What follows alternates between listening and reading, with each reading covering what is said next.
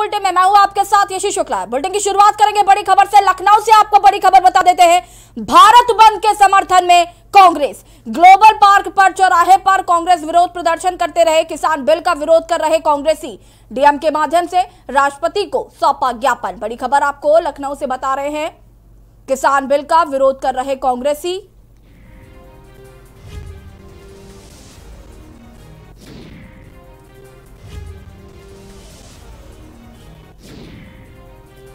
भारत बंद के समर्थन में कांग्रेस ग्लोबल पार्क चौराहे पर कांग्रेस का विरोध प्रदर्शन। किसान बिल का विरोध कर रहे कांग्रेसी डीएम के माध्यम से राष्ट्रपति को सौंपा ज्ञापन।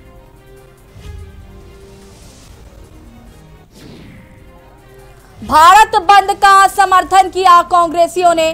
डीएम के माध्यम से राष्ट्रपति को सौंपा ज्ञापन। लखनऊ से बड़ी खबर। भारत बंद के समर्थन में कांग्रेस ग्लोब पार्क चौराहे पर कांग्रेस का विरोध प्रदर्शन।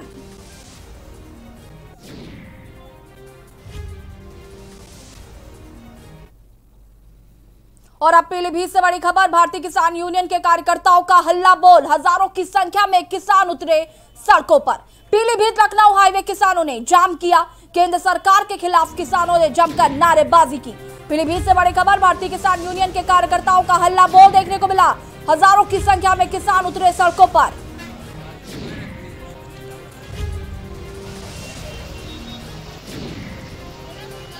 केंद्र सरकार के खिलाफ किसानों ने की जमकर नारेबाजी। किसानों का भारत बंद और पीलीभीत में भारतीय किसान यूनियन के कार्यकर्ताओं का हल्ला बोल।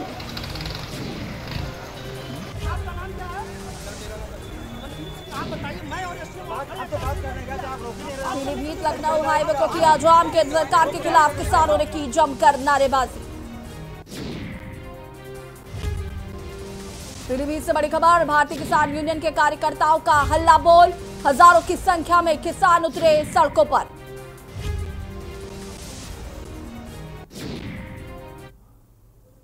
और अब प्रतापगढ़ से बड़ी खबर, जहां पर हिरासत में लिए गए दर्जनों कांग्रेसी भारत बंद का समर्थन कर रहे थे। कांग्रेसी प्रतापगढ़ से बड़ी खबर। हिरासत में लिए गए दर्जनों कांग्रेसी भारत बंद का समर्थन कर रहे थे। कांग्रेसियों ने लगाए सरकार विरोधी नारे। कांग्रेस और सपा नेताओं के घर पुलिस का पहरा बना रहा।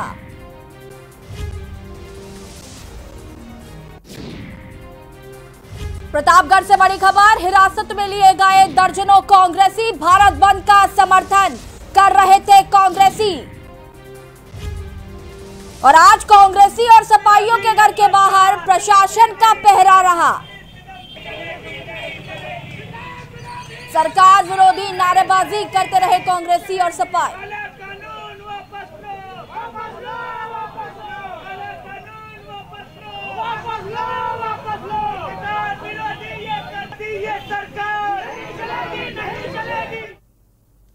और अब मैनपुरी से बड़ी खबर। भारत बंद पर सपा का हल्ला बोल। मुलायम सिंह यादव के प्रतिनिधि और विधायक गिरफ्तार कर लिए गए। मैनपुरी से बड़ी खबर। भारत बंद पर सपा का हल्ला बोल। मुलायम सिंह यादव के प्रतिनिधि और विधायक गिरफ्तार किए गए। शहर के कई इलाकों में सपाइयों की गिरफ्तारी हुई और सभी गिरफ्तार समर्थकों को पुलिस लाइन भेजा गया।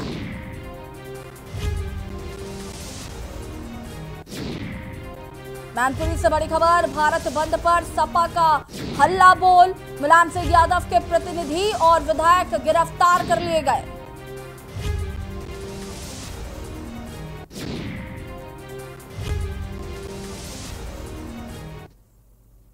कृषि कानूनों के खिलाफ आंदोलन कर रहे किसानों ने आज भारत बंद बुलाया। सुबह 11 बजे से दोपहर 3 बजे तक किसान सड़कों पर चक्का जाम करते रहे। इस भारत बंद को देश के प्रमुख राजनीतिक दलों ने समर्थन दिया और किसानों की मांगे पूरी करने की बात कही।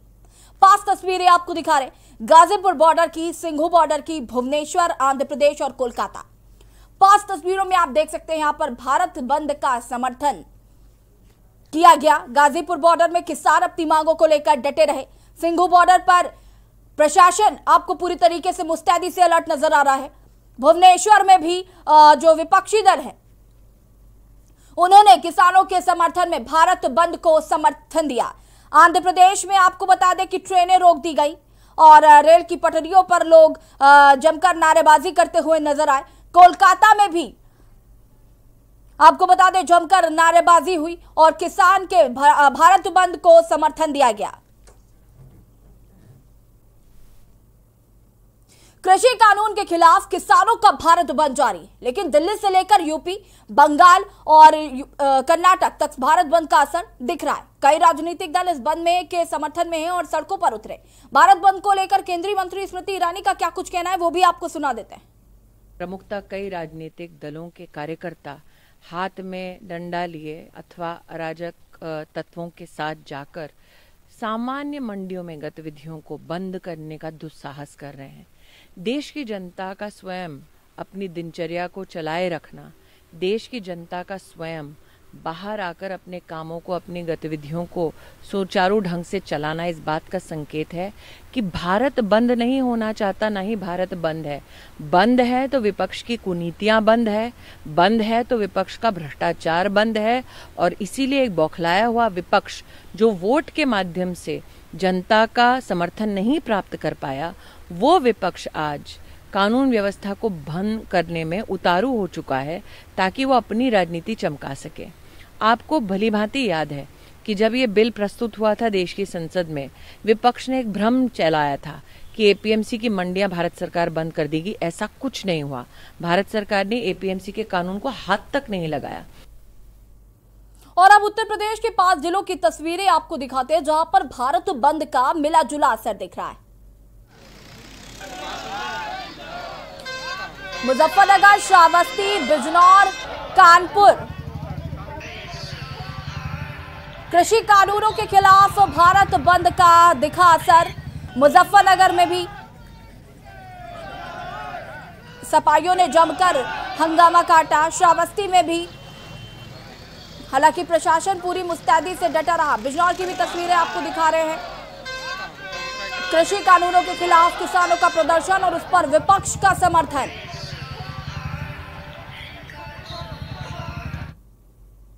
भारत बंद का असर बरेली में देखने को मिला, जहां पर लगभग पूरी तरीके से मार्केट बंद रहे। इक्का दुक्का दुकानें ही खुली हैं। रोड पर सन्नाटा पसरा है। पुलिस के अधिकारी लगातार गश्त कर रहे हैं। पुलिस किसी भी घटना से निपटने के लिए पूरी तरह से तैयार है।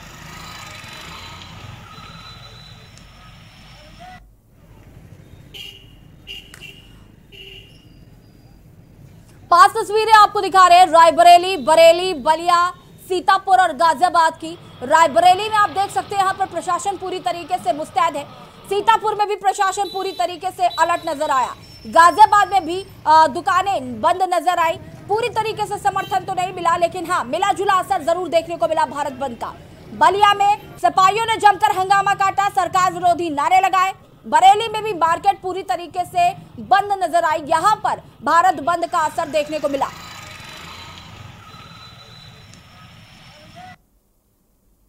भारत बंद को लेकर के न्यूज पर एडीजी लखनऊ जोन एसएम साबत ने बताया कि यूपी में सुरक्षा की व्यवस्था चाक चौबंद कर दी गई। जबरन दुकान बंद कराने वालों पर कार्रवाई की जाएगी। साथ ही राजनीतिक दलों के लोगों को भी धारा 144 के उल्लंघन के तहत डिटेन किया गया। किसान आंदोलन के बाद आज जहां पूरे देश में भारत बंद का ऐलान किया गया था, वहीं खास तौर पर उत्तर प्रदेश में किस तरह के इंतजामात किए गए हैं और क्या धारा 144 लागू की गई और किस तरह से चाक चौबंद व्यवस्था की जा रही है। अगर जबरन किसी दुकान को या किसी व्यापारी को दुकान बंद करने के लिए फोर्स किया जाता है तो क्या कुछ किया जाएगा। हमारे साथ इस पूरे मामले में बातचीत करने के लिए एसएम साबत साहब मौजूद हैं, एडीजी लखनऊ जोन।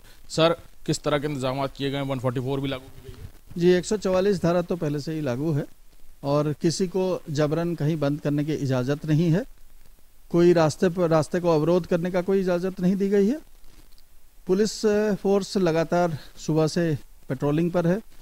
जो लोग मिसचिफ कर सकते हैं या शांति भंग कर सकते हैं, उनके विरुद्ध कल से ही लगातार कार्रवाई हो रही है और कुछ लोगों को अपने स्थान पर ही नज़रबंद रखा गया है ताकि वो बाहर जाके कहीं समस्या उत्पन्न ना करे। उसके साथ साथ प्रशासनिक और पुलिस अधिकारीगण लगातार चक्रमण पर है। जितने बिजनेस एस्टेब्लिशमेंट है वो सामान्य काम कर रहा है। जो रोडवेज के बसेस है वो भी सामान्य अप्लाई कर रहे हैं और कहीं पे कोई इस समय उसका विशेष असर नहीं। सर, कई जगह ऐसा देखा जाता है कि इस तरह के मामलों में राजनीतिक दल भी पीछे नहीं हटते हैं। यहाँ उत्तर प्रदेश में खासतौर पर राजधानी लखनऊ में कितनी बड़ी जिम्मेवारी और कई जगह डिटेंशंस किए गए हैं। अभी कुछ देर पहले भी कुछ राजनीतिक दल के लोग बाहर निकल रहे थे या मुख्यमंत्री कार्यालय या आवास की तरफ जा रहे थे, उनको डिटेन किया।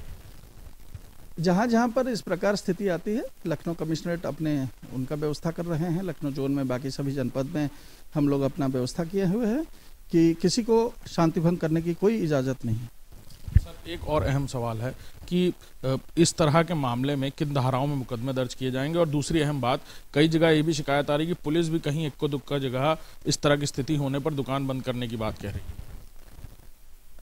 मैं एक्चुअली नहीं समझा कि पुलिस इस प्रकार कहीं कुछ कह रही है, बट अगर धारा की बात करें तो 144 अगर जब लगता है तो 144 अगर भंग होता है तो 188 धारा में कंप्लेंट केस होता है, या अथवा शांति भंग का जहां अंदेशा होता है 151 में होता है, या इस समय एपिडेमिक एक्ट है और आप सभी जानते हैं कोरोना के लिए भी ये बहुत महत्वपूर्ण है, कहीं भीड़ इकट्ठा होने नहीं देना, तो उसमें एपिडेमिक एक्ट के अंतर्गत भी कार्रवाई की जा रही है। शाम तक सर क्या प्लान ऑफ एक्शन है? कई जगह अतिरिक्त फोर्स लगाई गई है, सेंसिटिव इलाके अलग से लगातार पुलिस की सतर्कता बनी रहेगी, पेट्रोलिंग पर रहेंगे, किसी को गड़बड़ी करने नहीं दिया जाएगा। व्यापारियों के लिए क्या संदेश?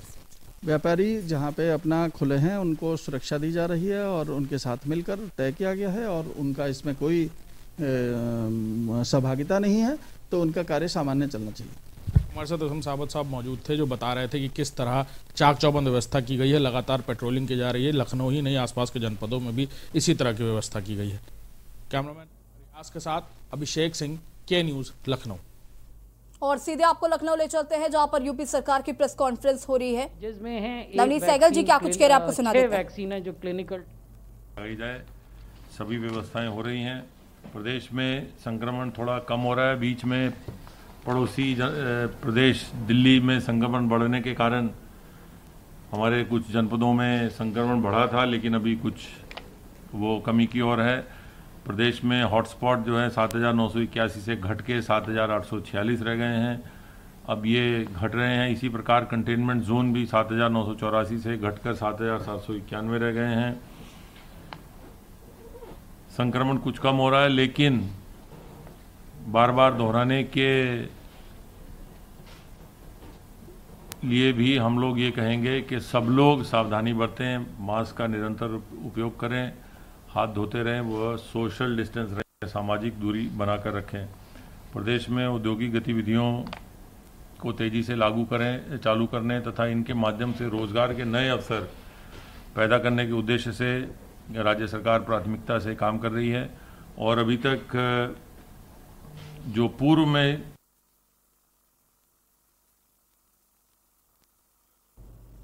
गाजियाबाद भारतीय किसान यूनियन के राष्ट्रीय प्रवक्ता राकेश टिकैत ने भारत बंद के आह्वान को बताया सफल।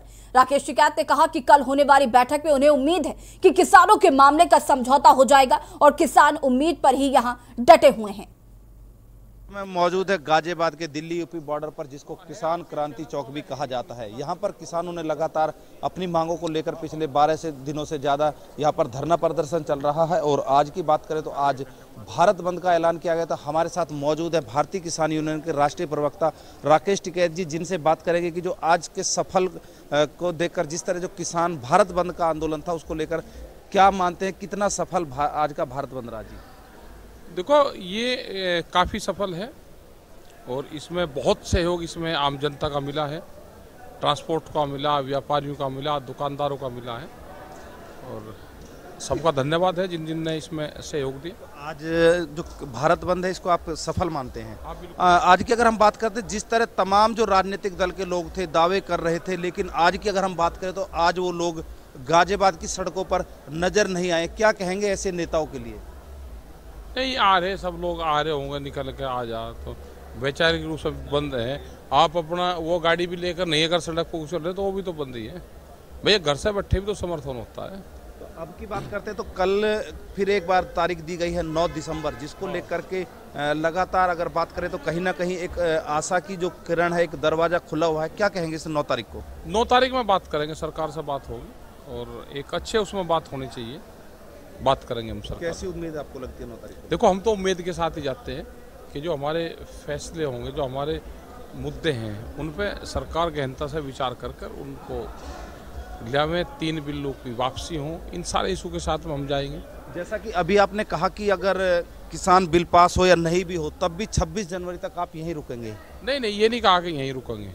अगर हमारा समझौता होता है तो चले जाएंगे। तो फिर परेड नहीं देखेंगे आप? परेड देखने फिर आ जाएंगे, परेड कोई दूर है। आंदोलन आपका समाप्त हो जाएगा? किसान आंदोलन हो जाएंगे, फिर अच्छी तरह से देखने आएंगे परेड। और आने वाले दिन जब बैठक होगी, जब बातचीत होगी सरकार से, उसके बाद उन्हें उम्मीद है कि कल जो सरकार है वो किसानों के हित को देखते हुए जल्द से जल्द अपना कोई फैसला सुनाएगी। जयवीर मावी, के न्यूज़, गाजियाबाद।